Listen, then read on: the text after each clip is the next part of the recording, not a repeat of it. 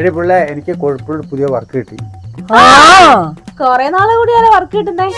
4500 square ഫീറ്റാ.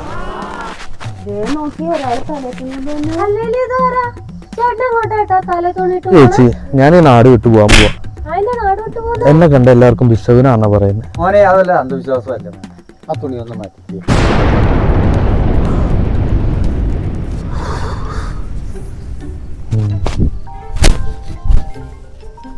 Hello.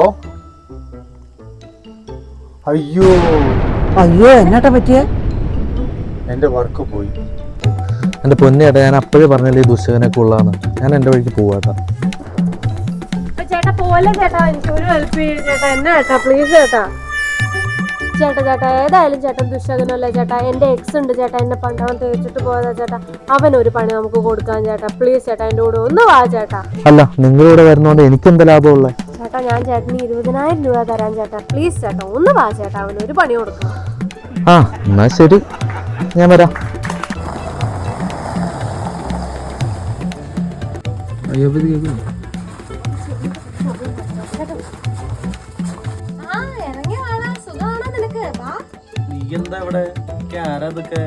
ഇതെന്റെ പുതിയ കൂട്ടുകാരനാ. ആ മോക്കൊക്കെ ഒന്ന് കാണിക്കടാ. ഇവന് പ്രത്യേകതയേ ഉള്ളൂ. അല്ല, അതൊക്കെ അവിടെ നിക്കട്ടെ. എന്റെ ഭാര്യ മക്കളൊക്കെ എവിടെ? കണ്ടില്ലല്ലോ, കാറിലൊന്നും കാണുന്നില്ല. ഇതൊക്കെ ചോദിക്കാൻ നീ ആരാ? നീ എന്റെ ഒരു എക്സ് ആയിരുന്നു. എന്റെ ഭാര്യ, എന്റെ പിള്ളേര് ഞാൻ പള്ളിയിൽ വിട്ടേക്കും. ഒരു തിരിച്ചു വന്നേക്കുമ്പോ നിങ്ങൾ സ്ഥലം വിട്ടോ അല്ലേ? സ്ഥലം വിട്ട്. ഹലോ, ഭാര്യ ഒളിച്ചോടിന്നോ? അപ്പൊ ശകുന ഏറ്റു.